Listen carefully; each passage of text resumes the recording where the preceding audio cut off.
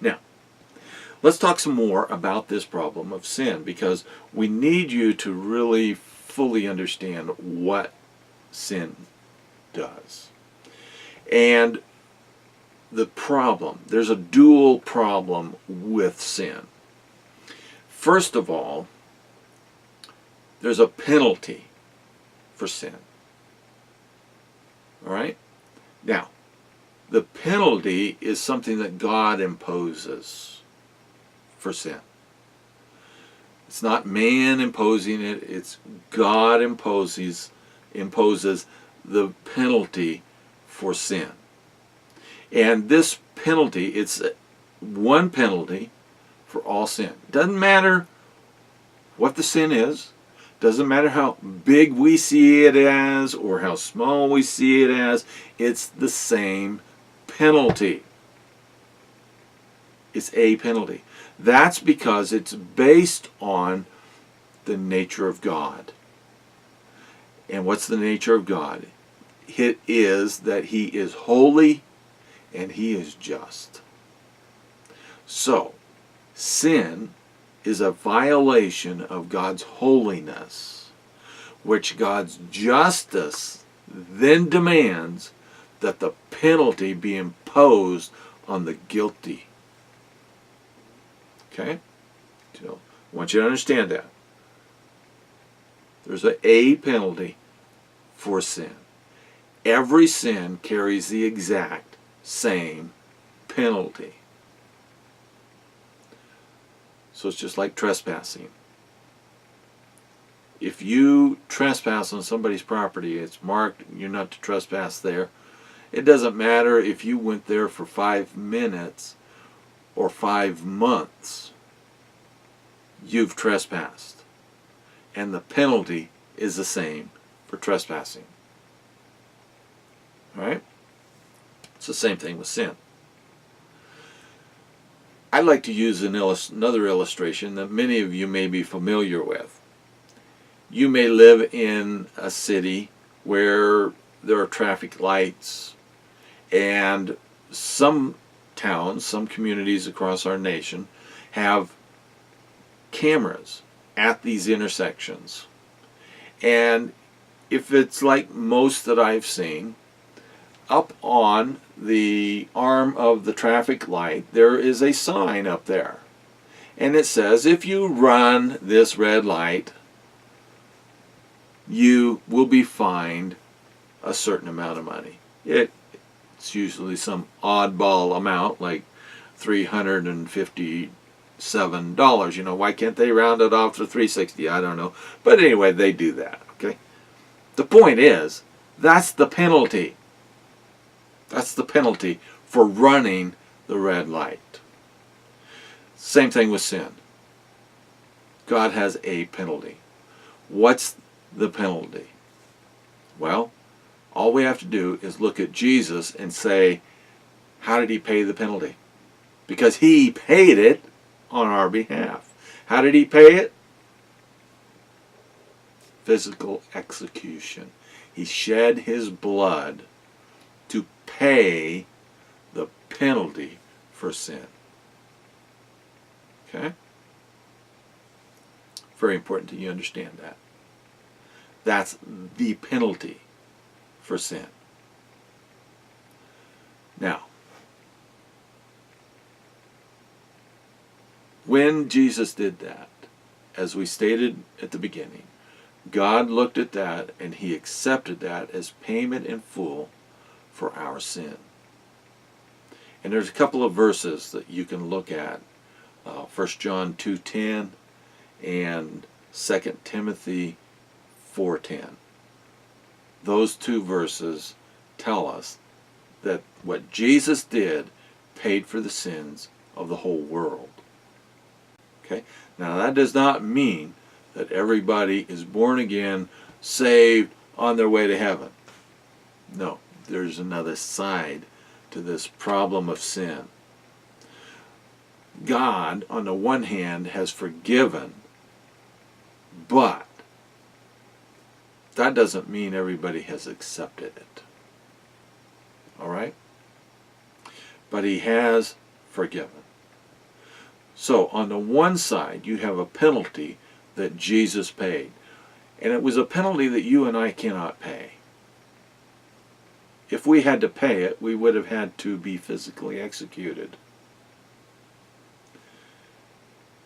by God himself, by the Father himself. Because that's what happened with Jesus.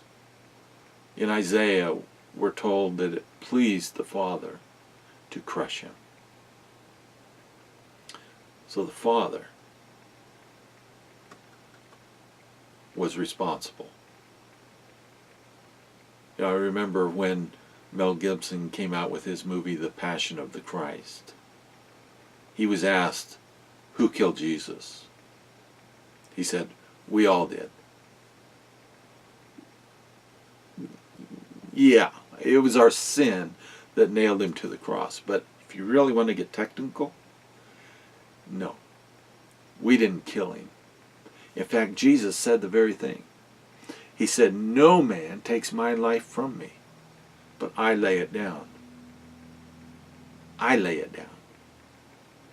You see, Jesus and the Father working together with the Holy Spirit, all three of them together, took that physical life away from the body and let the body that was known as Jesus die.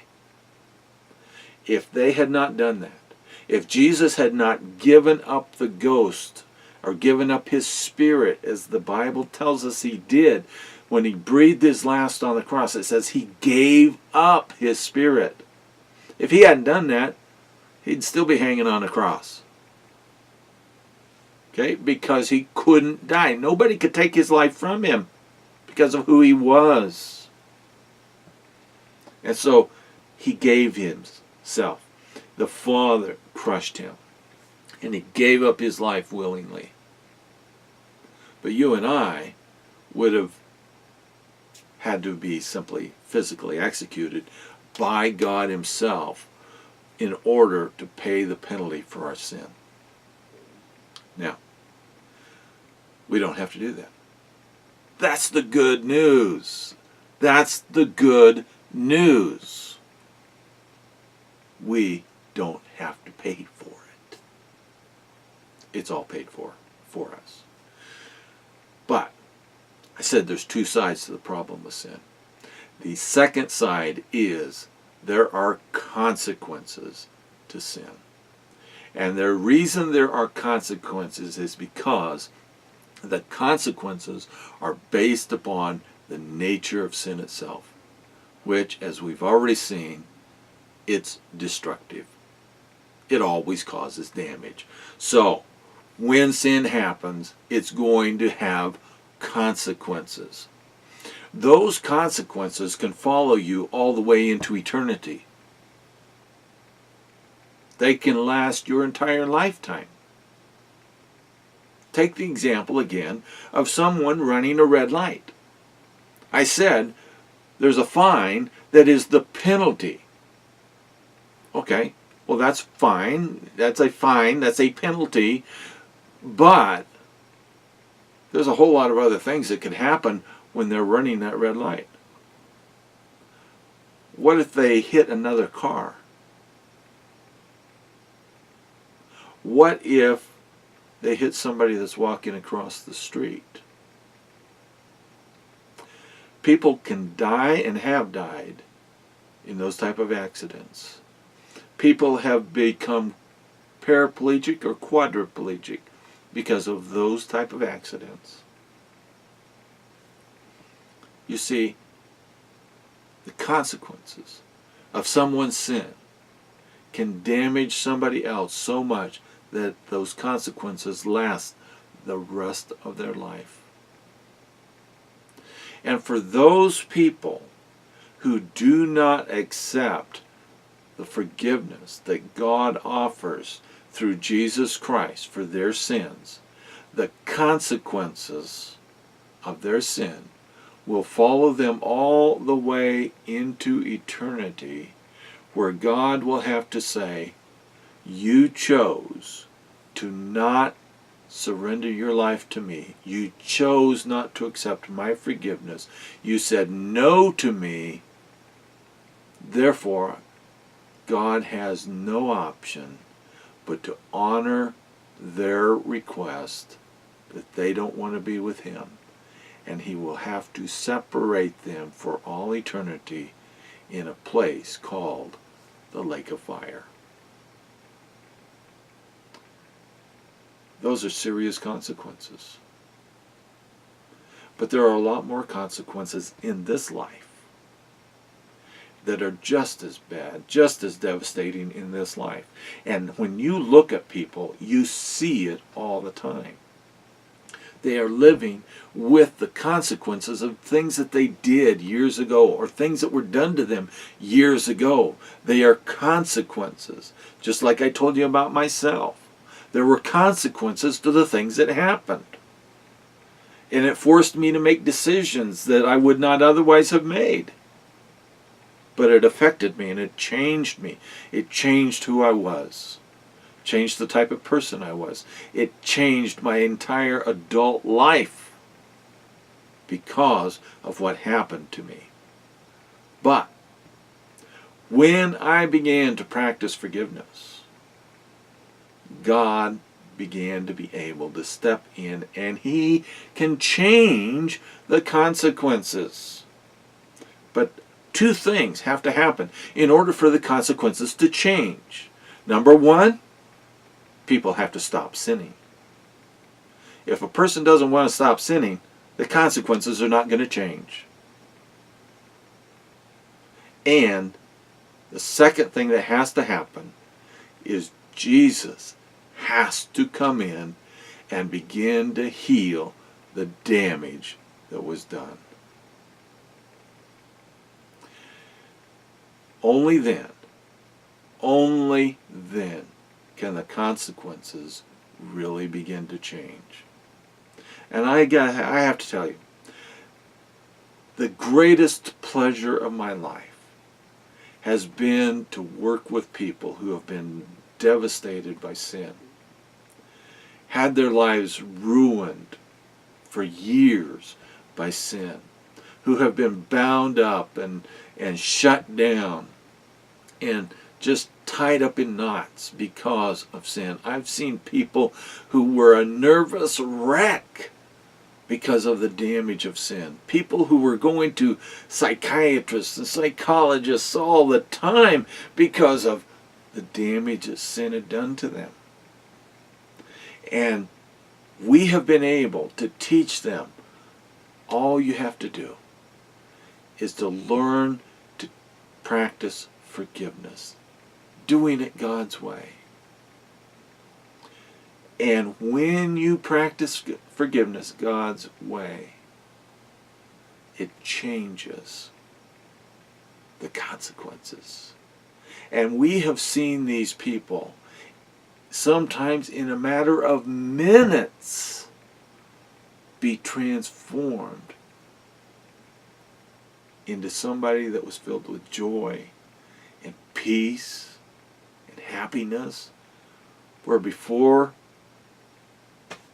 they were hopeless, they were a nervous wreck, they were going off the deep end.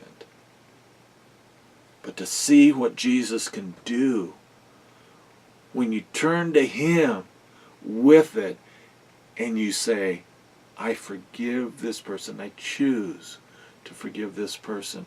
How do I choose to forgive? Real simple. I'll make this real quick here. There are a number of steps that are involved in practicing forgiveness, which we will go over. But here's the key piece. How do we forgive? We forgive by accepting the sacrifice of Jesus Christ as payment in full for that person's sin against us. In other words, we take their sin,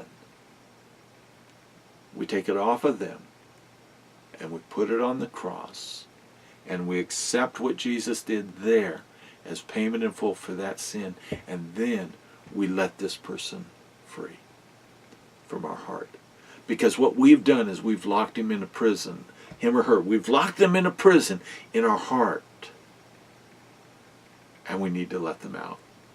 There's a great example of this, perfect example of this, at the story of the crucifixion of Jesus Christ.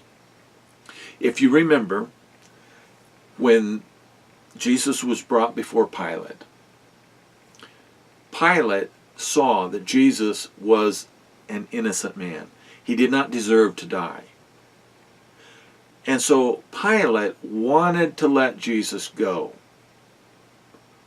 And he had a tradition at the time of the Passover every year, where he would release to the people one prisoner of their choice. He would give them a choice. And so in this case, he chose to bring out somebody that would be equivalent to what today we would call a terrorist. Genuinely, a terrorist.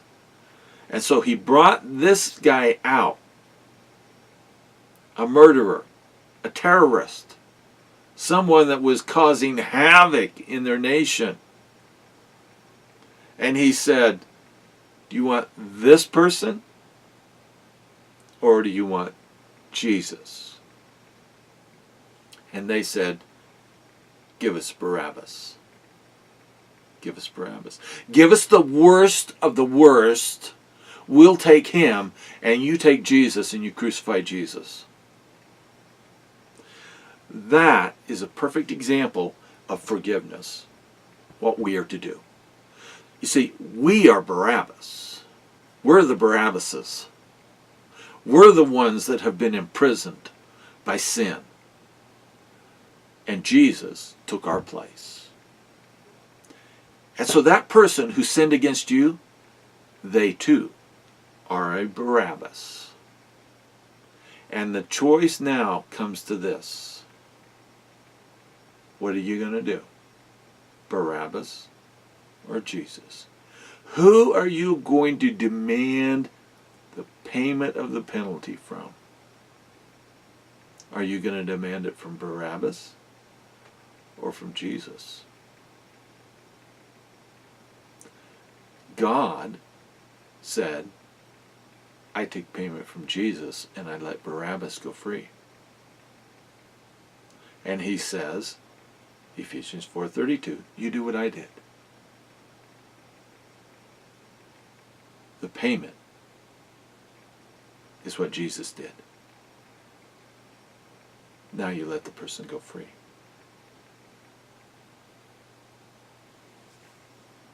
That is the first part of forgiveness. There's another side to forgiveness, which we will get to in another episode.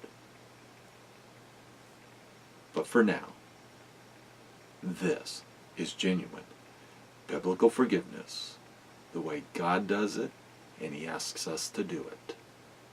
I hope this has been helpful for you today, and I hope you understand it. You may have to watch this a few times to really get it, but it's key. It's important. And we will come back to it again and again, because this is what forgiveness is all built on right here. Thank you once again, and God bless.